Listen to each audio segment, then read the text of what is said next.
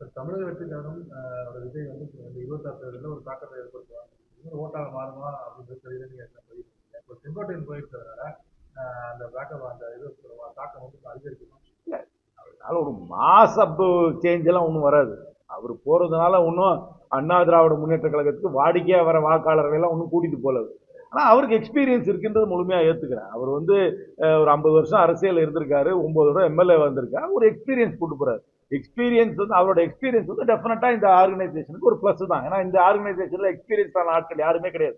தேர்தலை சந்தித்து வெற்றி அடைந்து ஒரு அமைப்பை உருவாக்குனவங்க எல்லாம் யாரும் கிடையாது. அதுக்கு இவருக்கு அந்த எக்ஸ்பீரியன்ஸ் இருக்கு. ஆனா இவரை ஒழுங்கா பயன்படுத்திக்குவாங்களா இல்லையான்றது நெக்ஸ்ட் கொஸ்டின். ஏன்னா ஒரு கம்பெனிக்கு ஒரு நல்ல ஒரு எக்ஸ்பீரியன்ஸ்டு டைரக்டரை கொண்டு வரலாம். ஆனா அந்த டைரக்டர் சொல்றபடி இவங்க செய்யற மனநிலையில இருக்காங்களா, இவர் சொல்ற யோசனையை எடுத்துக்கிற மனநிலையில இருக்காங்களா, அப்படியே யோசனை சொன்னாலும் அதை வந்து அமல்படுத்துற மனநிலையில இருக்காங்களா எனக்கு தெரியல. ஆனா அவருக்கு எக்ஸ்பீரியன்ஸ் இருக்கு. அவர் போய் ஒரு ஆர்கனைசேஷனல் மேன். அது வந்து ஒரு அமைப்பை வந்து எப்படி பண்ணணும், அது அவர் பண்ணணும்ன்றது நல்லா தெரிஞ்சவர்ன்றதை நான் முழுமையாக ஏற்றுக்கிறேன். திமுக பிஜேபி தான் ஒரு